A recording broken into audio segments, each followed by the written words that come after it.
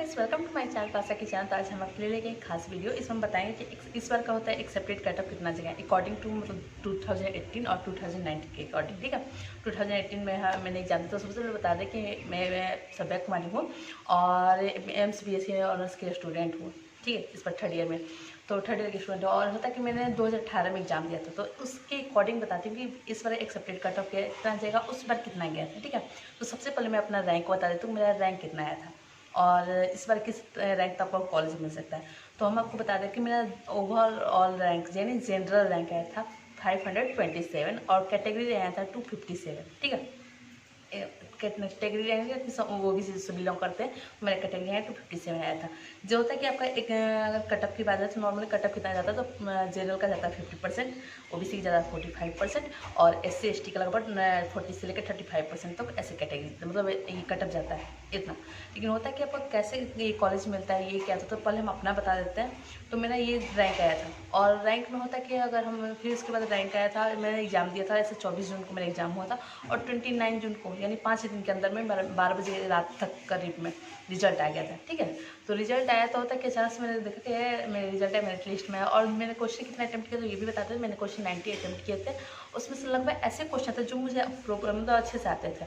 तो नेगेटिव बहुत कम ही हुए होंगे, ऐसा नहीं हम बता सकते कि नेगेटिव नहीं हुए हैं, नेगेटिव हुए होंगे, लेकिन मैंने मैथ्स नहीं किया था और उसमें मतलब उसमें क्या इसका आंसर की आता ही नहीं है, तो मैथ्स करने का कोई चांस ही नहीं होता। ऐसे मैंने मैथ्स नहीं किया था, बस एग्जाम देकर छोड़ दिया था उसको, ज़्यादा मैच उस नहीं कुछ किया था। और ये सब चीज़ हो गया गई। उसके बाद होता है कि रिजल्ट 5 दिन के अंदर में रिजल्ट आया। चला मैंने चेक किया, देखते हैं रिजल्ट आ रहा है, देखें आज रिजल्ट आने वाला था। तो अचानक से रात में 12 बजे रात में मैंने रिजल्ट देखा, तो देखा मेरे लिस्ट में और भी होता इतना अच्छे रैंक पर लगभग मेरा कितना रैंक मतलब OBC रैंक था आपका 257 था और जनरल इतना था। तो कि कितना तक ये हो रहा था, फिर रजिस्ट्रेशन के लिए आया कि रजिस्ट्रेशन के अप्लाई करना है। तो मोबाइल पे ईमेल पे मैसेज आ गया कि आप रजिस्ट्रेशन के अप्लाई कर सकते हैं। तो मैंने अप्लाई किया। 10 दिन के अंदर में होता है कि रजिस्ट्रेशन में अप्लाई करना था। उसने अपने अकॉर्डिंग हायरार्की के अकॉर्डिंग आपको डालना था कि कौन सा कॉलेज आपको चाहिए। लेकिन हायरार्की कॉलेज आपके रैंक के अनुसार हायरार्की के अनुसार ही किस नंबर पर कॉलेज आता है तो मिलता है। तो होता है कि हमको फर्स्ट काउंसिलिंग में बुलाया गया। फर्स्ट काउंसिलिंग में रायपुर है। तो ये भी बता दें कि रायपुर कितने नंबर, रायपुर 5वें नंबर पर कॉलेज आता है एम्स में। टोटल एम्स में रायपुर 5वें नंबर पर आता है और सेकंड काउंसिलिंग में हमको रायपुर मतलब एम्स पटना में जो कि चौथे नंबर पर आता है। तो एम्स रायपुर हमको मिला। उसके बाद होता है कि मैंने देखा कि मतलब ये रायपुर हमको नहीं चाहिए था, तो सेकंड काउंसिलिंग प्रोसीड किया था। तो ये भी बता दें फर्स्ट काउंसिलिंग में कितने रैंक तक बच्चों को बुलाया था। ठीक है, ठीक है, कितने रैंक तक बच्चों को बुलाया था। तो होता है कि मेरा मतलब फर्स्ट काउंसिलिंग में हमको अपनी कैटेगरी के रैंक के अनुसार फर्स्ट काउंसिलिंग बुलाया था, ऐसे नहीं कि सेकंड काउंसिलिंग। फर्स्ट काउंसिलिंग में यानी ऑल ओवर रैंक जितना 300 तक था, अप्रॉक्सीमेट 320 तक फर्स्ट काउंसिलिंग में बच्चों को बुलाया था। तो मैं फर्स्ट काउंसिलिंग अगर जनरल रैंक से होता था, जनरल रैंक से ही 320 जितना इसके अंदर में आता तो उसको बुलाता है। ठीक है, तो मेरा जनरल ये 300 का अंदर तो था नहीं रैंक, तो वही जिसका भी 300 का अंदर में रैंक था, SC हो ST हो जनरल हो जो भी हो, उन लोग तो कैटेगरी रैंक से भी अगर 300 के अंदर में आता तो कितना 300 के अंदर में बुलाया तो मेरा तो 300 था नहीं, सोचिए कैसे बुलाएगा। तो OBC के रैंक से बोलता है क्योंकि OBC रैंक मेरा 257 था। ठीक है, तो उस अकॉर्डिंग हमको उस मतलब ये रखा है क्योंकि मतलब OBC मतलब ये ऑल ओवर रैंक जितना होता है, मतलब ये नहीं है सिर्फ जनरल रैंक है 300 बुलाएगा, मतलब आपको OBC से रैंक कैटेगरी रैंक तक भी जनरल रैंक तक भी अगर OBC से SC से ST से जो भी आपको 300 रैंक तक आपको बुलाएगा। ठीक, फर्स्ट काउंसिलिंग में हमको फर्स्ट काउंसिलिंग बुलाया 300 रैंक तक ही, मतलब ये था कि अप्लीकेंट मतलब अप्लाई कर सकते हैं फर्स्ट काउंसिलिंग में जिसका 300 तक रैंक है, कैटेगरी रैंक हो चाहे जनरल रैंक जो भी हो, इतना तक। तो मेरा इतना था, तो हमको फर्स्ट काउंसिलिंग में बुलाया गया और हमको रायपुर मिला। ये भी होता है कि अगर जिस कॉलेज में आपको बुलाता है तो वहाँ कॉलेज आपको जाके वहाँ पे अगर वो कॉलेज नहीं चाहिए तो आप आगे प्रोसीड करने के लिए, लेकिन वहाँ पर आपको जाके काउंसिलिंग कराना। तो हम लोग एम्स रायपुर गए और वहाँ पर बहुत सारा प्रोसेस चला, काउंसिलिंग सबमिट बहुत सारे डॉक्यूमेंट सबमिट करा। तो ऐसे में सारे डॉक्यूमेंट लेके गए थे, लेकिन होता है कि एम्स का एडमिट कार्ड तो होता है कि उसमें रख लेते, तो डाउनलोड नहीं किया तो फिर वो भी कराना पड़ा। फिर उसके बाद होता है कि बहुत सारे डॉक्यूमेंट ऐसे होते हैं कि आपको जो 3 मंथ के अंदर में चाहिए, जो मैंने बता रखा है आपको इससे पिछले वीडियो, तो आप जाकर वहाँ पे चेकआउट कर सकते हैं।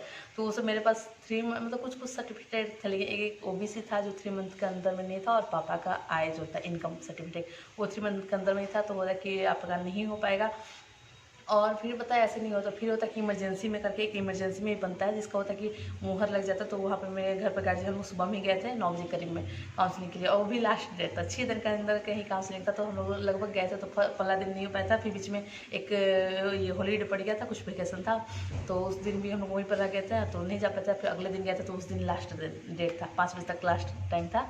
तो हम लोग गए थे, और वही अगर फर्स्ट काउंसलिंग की बात करें तो गए थे, तो हम लोग वहीं फिर घर पे जल्दी जल्दी बना, तो वो उसका फोटो कॉपी आया, मतलब उसका एक नंबर होता है, नंबर आया तो फिर सबमिट होता है लगभग 5 बजे तक। लेकिन मेरे साथ एक और लड़की थी जिसका जनरल रैंक, मतलब होता है कि अगर आप OBC आपका सबमिट नहीं करते तो आपका रैंक कन्वर्ट करके जनरल में कन्वर्ट कर दिया जाता है। तो मेरे साथ एक और लड़की थी जो भी OBC से बिलोंग करती थी, लेकिन उसका नहीं हो पाया, मतलब सारा फॉर्म सबमिट नहीं हो पाया, तो उसको जनरल में कन्वर्ट कर देगा। और शायद उसका रैंक जितना था शायद अप्रॉक्सीमेट 1400 करीब में ऐसे कुछ था, कोई याद नहीं है, अप्रॉक्सीमेट वो बता रही थी, उनको पता नहीं है मतलब, लेकिन वो बता रही थी। तो उसको नहीं मिल पाया कॉलेज, हुआ था कि उसका जनरल में कन्वर्ट हो जाए, इतना रैंक जनरल में आया था तो शायद नहीं चांसेस था। फिर वो दिल्ली से आई हुई थी, तो उसका नहीं हो पाया उस दिन, तो उसको वो चली गई। मेरा हो गया लगभग 5 बजे तक, तो फिर हम मेरा काउंसलिंग के लिए वहाँ काउंसलिंग करा के और आगे प्रोसीजर डॉक्यूमेंट वहीं पर फर्स्ट काउंसलिंग में सबमिट हो जाते हैं। फिर सेकंड काउंसलिंग प्रोसीड करते हैं, तो वहाँ पर जाकर हमको वहाँ पर अपना मतलब ये करवाना होता है रजिस्ट्रेशन कि हाँ हम आए हुए हैं। तो ये सब चीज़ होती है गाइस, मतलब मैंने अपना ये थोड़ा सा आपको बताया। तो ये फर्स्ट काउंसलिंग आपको बता दिए कि फर्स्ट काउंसलिंग जो हुआ इतने रैंक तक हमको बुलाए। तो आपको बस इतना एक आइडिया देना चाहते हैं कि हमको अगर मतलब इतना मैंने क्वेश्चन अटैम्प्ट किया 90, अप्रॉक्सीमेट मेरे 70 क्वेश्चन तो कम से कम सही हो गए। मैं ये इतना कॉन्फिडेंट बताना, क्योंकि इतने क्वेश्चन जो थे हमको अच्छे से आते थे, जो भी मैंने क्वेश्चन अटैम्प्ट किया था, क्योंकि क्वेश्चन इतना हार्ड नहीं था, तो नॉर्मल पैटर्न था और अच्छे से पढ़ प्रिपरेशन कर रखा था।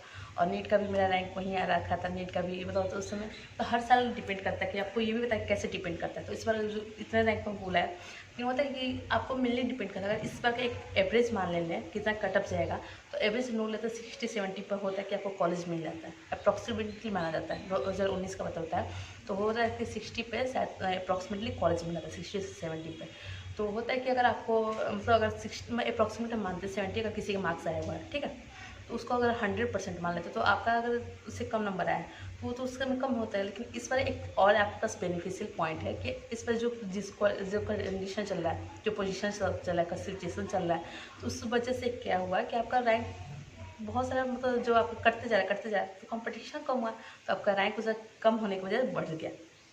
जैसे होता है किसी के 70 आता होगा, 60 भी आया तो आपका 90% अप्रॉक्स में है, क्योंकि उस बीच में मतलब किसी का नंबर नहीं आया, क्योंकि बहुत सारे कंपटीशन कम हो गए, तो आपका भी मतलब कंपटीशन कम हो गया, तो वो सब आपके पास बहुत सारे चांसेस बन रहे हैं। तो ये चीज़ हम आपको बोलना चाहेंगे कि आप लोग इस बार वेट कीजिएगा, 60 मार्क्स आया हाइस्ट, तो आपको मतलब 30-40 पर 50 पर भी आपको चांसेस बनते हैं कि आपको कॉलेज मिल जाएगा।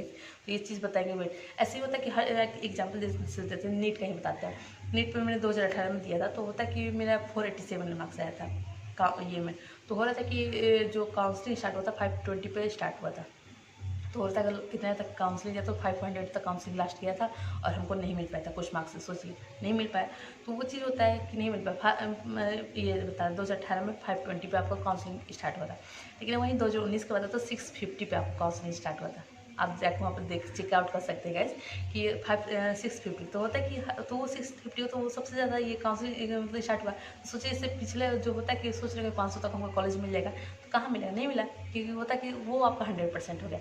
और जो 16-17 का बताते 400 पे आपको 500 पे कॉलेज आराम से मिल जाते थे।